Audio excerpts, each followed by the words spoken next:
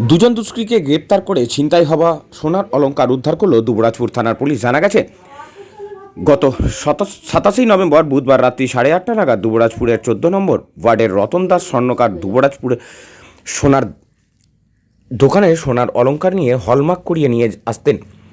সেরকম ওই দিন তিনি দুর্গাপুর থেকে হলমার্ক সোনার অলংকার তৈরি করে নিয়ে ফিরছিলেন। দুবরাজপুর স্টেশনের নামার পর সাইকেলে করে বাড়ি ফেরার পথে দুবরাজপুরের সেনপাড়া তার কাছ থেকে অজ্ঞাত পরিচয় 3জন দুষ্কৃতী থাকা ব্যাগটি ছিনতাই করে দিয়ে চম্পট দেয়।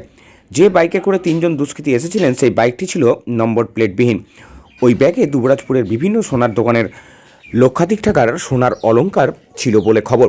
দুষ্কৃতীরা রাস্তা ভুল করায় তারা মোটর বাইক নিয়ে ঢুকে পড়ে দুবরাজপুরের সবজি বাজারে এবং জনতার হাতে ধরা পড়ে যায় শেখ শরীফ ও শেখ সুলমান নামে দুজন।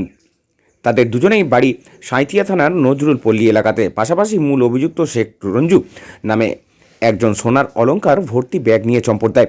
পরে পুলিশ গিয়ে দুজনকে দুবরাজপুর থানায় নিয়ে আসে এবং আটক করা হয় নম্বর প্লেটবিহীন বাইকটাও।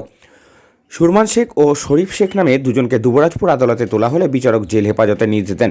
পরে দুবরাজপুর থানার পুলিশ টিআই প্যারেডের জন্য আবেদন করলে আবেদন মঞ্জুর করেন বিচারক। গত 29 নভেম্বর টিআই প্যাড হয়। টিআই প্যারেডে দুজন দুষ্কৃতীকে শনাক্ত করেন স্বর্ণ ব্যবসায়ী রতন দাস।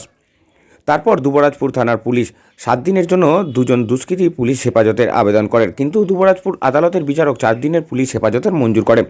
পুলিশ হেফাজতে থাকাকালীন দুজন দুষ্কৃতীকে জিজ্ঞাসাবাদ করে পালিয়ে যাওয়া অভিযুক্ত শেখ রঞ্জুর বিরুদ্ধে যথাযথ তল্লাশি চালায়। 4 ডিসেম্বর গতকাল রাতে সদাইপুর থানার চিনপাই পঞ্চায়েতের নারায়ণপুর গ্রামের বাড়ি থেকে ছিনতাই হওয়া সোনার অলংকারগুলো উদ্ধার করে। পাশাপাশি অভিযুক্ত শেখ রঞ্জুর বিরুদ্ধে ওয়ারেন্ট জারি করা হয়েছে। তবে হেফাজতে থাকা দুজন দুষ্কৃতীকে আগামীকাল দুবরাজপুর আদালতে পেশ করা হবে। সরাসরি দেখছেন দুবরাজপুর থেকে সেই ছবি। বীরভূম দুবরাজপুর থেকে যিশু পরামানিকের রিপোর্ট, ডেলি নিউজ কলকাতা। পরবর্তী খবরের জন্য অবশ্যই চোখ রাখুন ডেলি নিউজের পর্দায়।